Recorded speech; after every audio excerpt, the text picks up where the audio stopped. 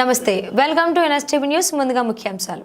జూబ్లీహిల్స్ నియోజకవర్గం కళ్యాణ్ నగర్ పార్క్ లో central PC and welfare committee అన్ని zones general secretary Kishan Sharma, Jubilee Hills president Tejo Vijayakumari, vice president Sangesh Agarwal, working president Bhogi Balak Das, general secretary Mohammed Asaduddin వారి ఆధ్వర్యంలో Borabanda police station పరిధిలో సైబర్ క్రైమ్ అవేర్నెస్ ప్రోగ్రాం నిర్వహించడం జరిగింది.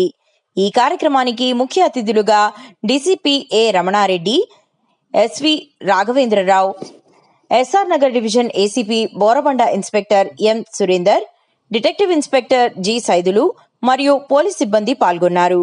ఈ సందర్భంగా డీసీపీ రమణారెడ్డి సైబర్ నేరగాళ్ల బారిన పడకుండా ఎలా వారిని వారు కాపాడుకోవాలో, ఎలా అప్రమత్తంగా ఉండాలో అన్నది క్లుప్తంగా వివరించి అవగాహన కల్పించారు.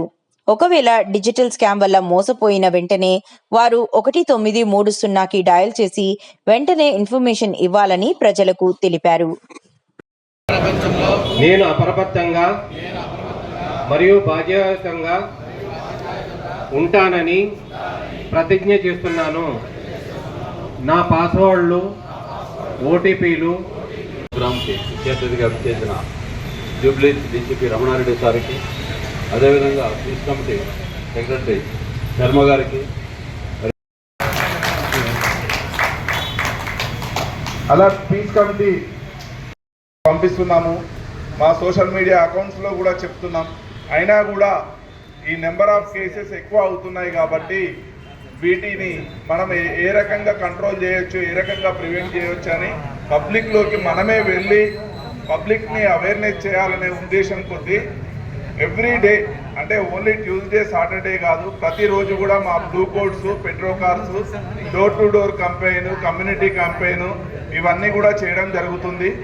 సో అందులో భాగంగా మేము సీనియర్ ఆఫీసర్స్ కూడా కమ్యూనిటీస్లోకి వచ్చి మీకు ఇటువంటి వాటి మీద అవగాహన కల్పించేందుకు ఈ కార్యక్రమాలు ఏర్పాటు చేయడం జరుగుతుంది.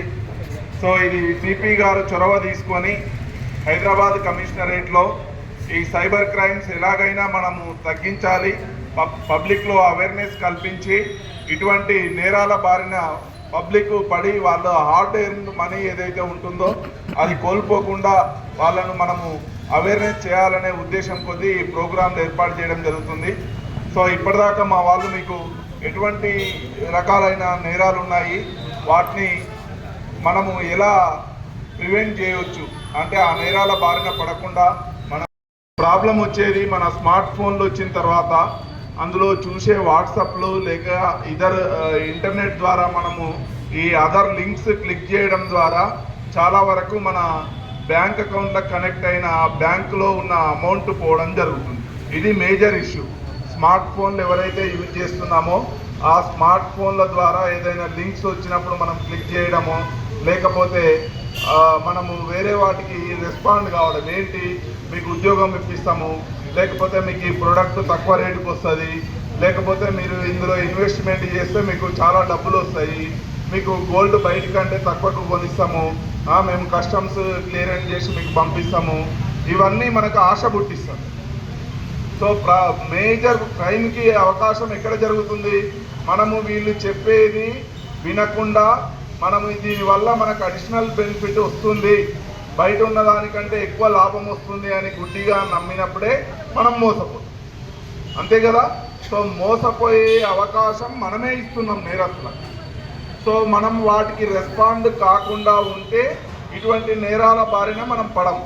కానీ మనం ఎప్పుడైతే రెస్పాండ్ అవుతామో సో అప్పుడు ఆటోమేటిక్గా మనము వాళ్ళ సైబర్ ఉచ్చులో చిక్కుకొని మనం వాళ్ళు చెప్పినవన్నీ విని మన ఓటీపీలు షేర్ చేయడం కానీ, లేకపోతే ఏదైనా యాప్ మన ఫోన్లో ఇన్స్టాల్ చేసుకోవడం కానీ, లేకపోతే వాళ్ళు చెప్పిన వాటికి అన్నిటికీ మనం రెస్పాండ్ అయ్యి వాళ్ళకి అమౌంట్ ఇవ్వడం ద్వారా మనము ఆ అమౌంట్ లాస్ అవుతుంది. నెక్స్ట్ వన్ మోర్ థింగ్, మేము బ్యాంక్ వాళ్ళమనో లేకపోతే వేరే డిపార్ట్మెంట్ నుండి కాల్ చేస్తున్నామనో కాల్ చేసి మీరు దీనికి ఇమ్మీడియట్ రియాక్ట్ కాకపోతే మీ బ్యాంక్ అకౌంట్ క్లోజ్ చేస్తామనో, లేకపోతే మీ ప్రాపర్టీ ట్యాక్స్, మీ ప్రాపర్టీ సీజ్ అవుతుందనో, లేకపోతే ఇంకో రకంగా మిమ్మల్ని భయపెట్టడం. ఇంకా ఏం చేస్తారు, మీరు ఆ ఫలానా కేసులో మీకు ఈ పార్సిల్ వచ్చింది, అందులో డ్రగ్స్ అవి ఉన్నాయి, అందులో మీ పేరు ఉంది, మిమ్మల్ని అరెస్ట్ చేస్తున్నాం, డిజిటల్ అరెస్ట్ చేస్తున్నాము, మీరు ఇమ్మీడియట్ రియాక్ట్ కాకపోతే మీ మీద కేసు అవుతుంది, మిమ్మల్ని జైలుకి పంపాల్సి వస్తుందని చెప్తారు. సో మీరు దానికి రియాక్ట్ అయ్యారంటే మిమ్మల్ని భయపెట్టించి మీ దగ్గర నుంచి డబ్బులు లాగేది. సో ఇలా చాలా రకాలు, అంటే దేశవ్యాప్తంగా సైబర్ క్రైమ్ మీకు ఫోన్ వస్తుందంటే మన ఫోన్ హ్యాక్ అయిందా ఏంటనే డౌట్ వస్తుంది. మనం ఒక వ్యక్తిని పట్టుకుంటే అతను 34 సైబర్ క్రైమ్లో ఉన్నాడు. ఇట్లా ప్రతి వాళ్ళని బెదిరించడం అంటే రకరకాల పరిస్థితులు ఉన్నాయి ఇప్పుడు సైబర్ క్రైమ్లో. మన దగ్గర మొబైల్ ఉందని చెప్పి కొంతమంది పిల్లలు ఏంటంటే వాళ్ళని వీళ్ళు దగ్గరికి చేర్చుకొని వీళ్ళకి కొంత కమిషన్ ఇచ్చి అమౌంట్ వీళ్ళ అకౌంట్లో వేపిస్తున్నారు. దానివల్ల కూడా వాళ్ళకి కొంత ఇట్లా బీటెక్ పిల్లలు కొంతమంది ఇట్లా దొరికి వాళ్ళకి పాస్పోర్ట్లు వీసాలు చదువుకున్న వాళ్ళకి రాకుండా కూడా అవుతున్నాయి.